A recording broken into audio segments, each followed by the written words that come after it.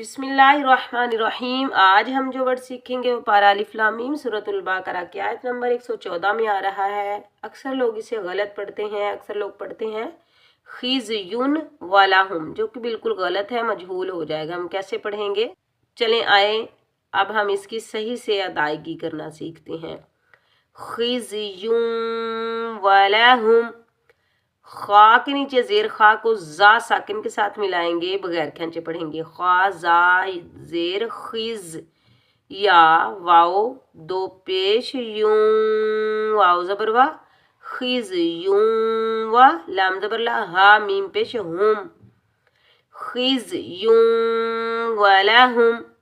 खिज या को वाओ मुशद्दद के साथ मिलाएंगे, खिज यूं वलहुम। उम्मीद है कि आज का सबक आपको अच्छे से समझ आया होगा।